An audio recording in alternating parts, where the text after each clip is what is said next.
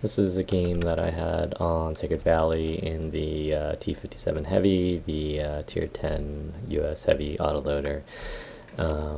So typically what we'll do on a map like this, we've done replays on Sacred Valley before. This area up here on this northwest is pretty important. There's two basic ways that you can play it. There's this B line here, and then there's this sort of flanking lane that goes up through this sort of D4 area here. Either and or both are fairly important. When you look at this type of comps between these two teams, we have a much heavier team than we do. So like our IS-7, E5, E75, IS-8, M103, right? Compared, they have a single IS-7 and one M103. So we should, those guys, especially the heavy tanks, should be able to bully up here pretty much. So we have to see what our dispersion looks like, and when we get up there, we'll kind of get an idea of what they send as well.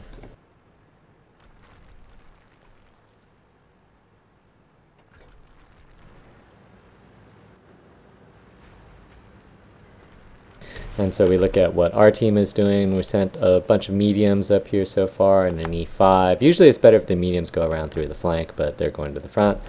That's fine for the moment. You can go up here and see if you can catch them on the way in, and then you usually don't want to sit there and trade frontally with heavies, but in this case it'd probably just be that IS-7 that you do.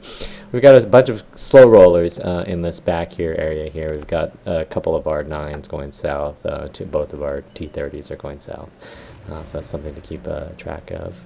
So our E5 is pushing up here. They have a Patton who's a little bit YOLO. We can see that their IS-7 is in the back, E50.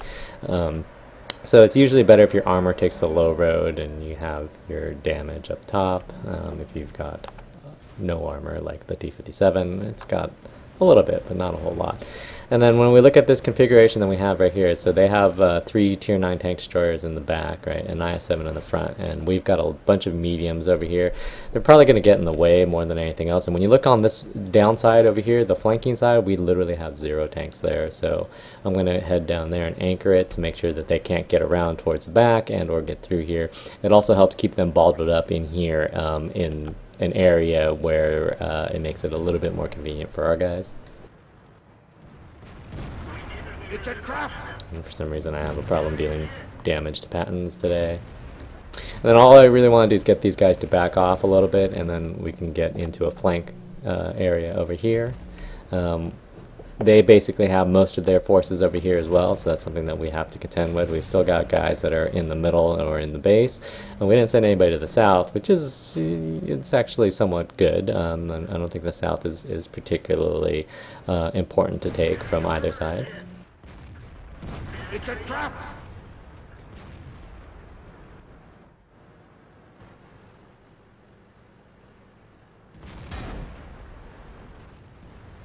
And so we've got a couple of tanks here now. This T54 and the PTA are with us.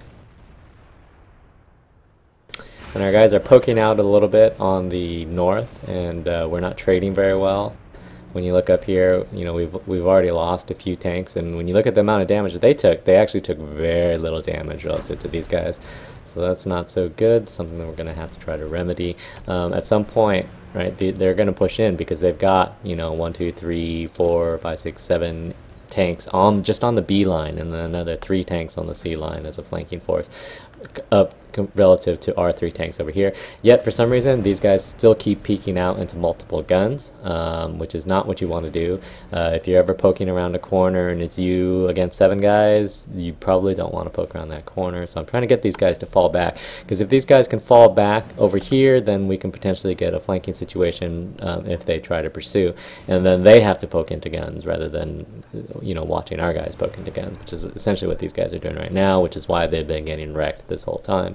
So they've been trading really poorly, which is not so good, and so now they're going to get rushed because they've reached some critical mass where the puppies think that they can rush them.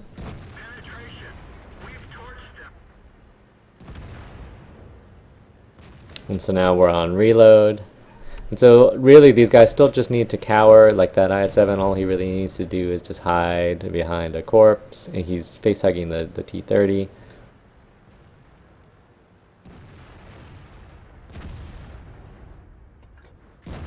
and so we lose this side. And so that's the second time that guy got set on fire.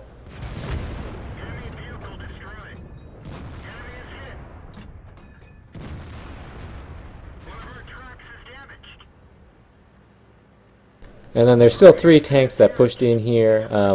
We've won on that this southern flank side area over there, so it's just a matter of time. We just need to get into a position where these guys can't rush us. They have a window of opportunity through, when they know that I'm reloading to rush us, but they decide not to. And in the meantime, we can see that they sent a couple of guys to the south at the very least. But they haven't really been able to do a whole lot. Our guys didn't leave the base, which is technically fine on that side.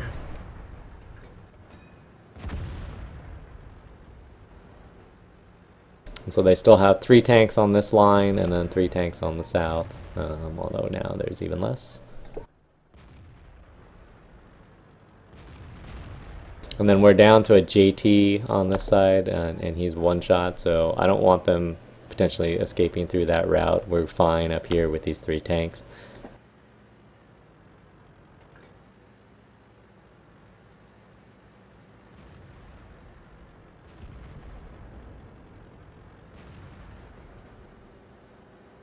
Or so you would think.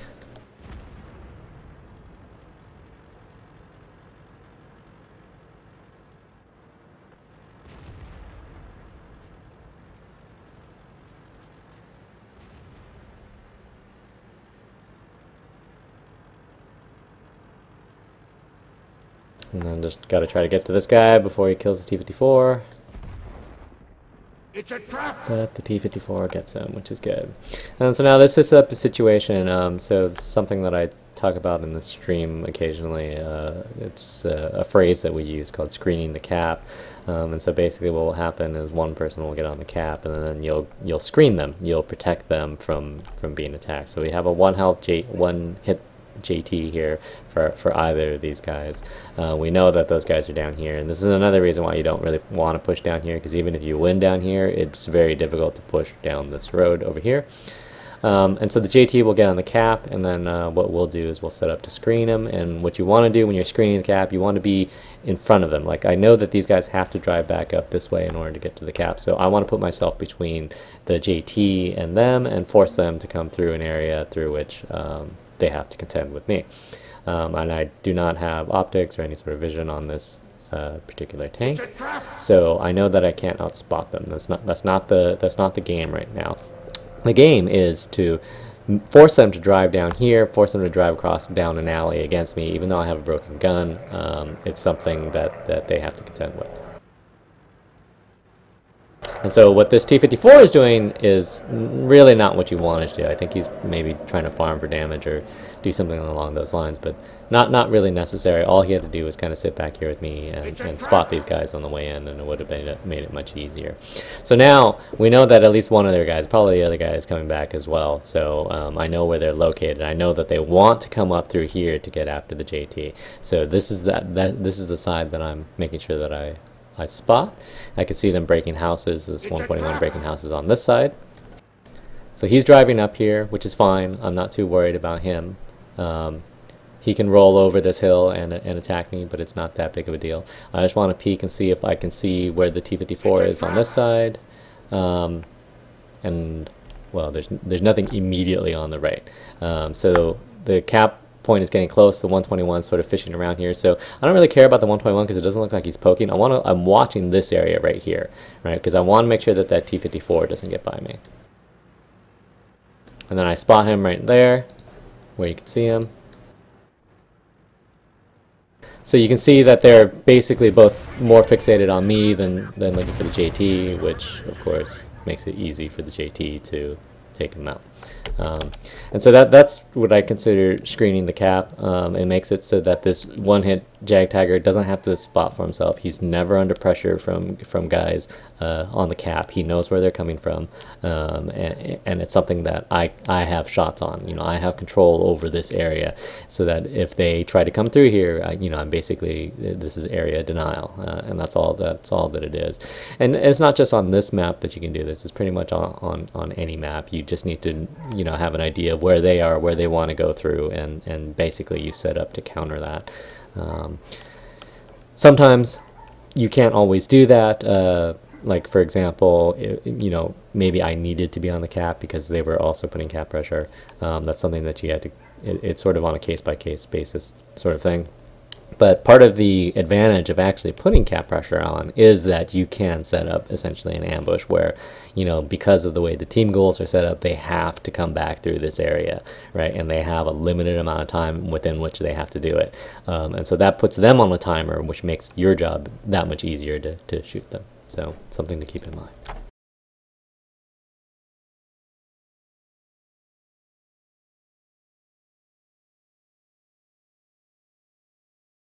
And so we look at the stats. It went pretty much as you might expect. It's nice having an autoloader with some burst because you can pop around corners, and also if they try to push, you can get a burst out really quickly to help defend. So you end up doing a lot of damage. We did a reasonable job of keeping our gun fairly active. We did, half in the early game, we switched flanks maybe twice when we decided that we were more needed on the other side. And it's important to watch your mini map for those types of situations where you're just like, hey, we've got 5 guys on this side and 0 guys on the other side. Sometimes it's important for you to be on that other side, and sometimes it's not. It's a judgment call, really. And then it's the same thing where it was very obvious that we were winning that south flank of the northwest area, but it was very obvious that we were trading very poorly on that on the north side, on that sea line. So I have to go back and try to salvage that as well. So it's something to keep in mind when you're playing the game. It's not just who you're shooting that's right in front of you. It's also looking at the mini map and saying within a certain range. I mean, the distance from one flank to the other there was only 100 meters or something like that. Be able to switch and be ready to do what you think is best for your team to win. Anyhow, hope that was helpful for anything, and thanks for watching.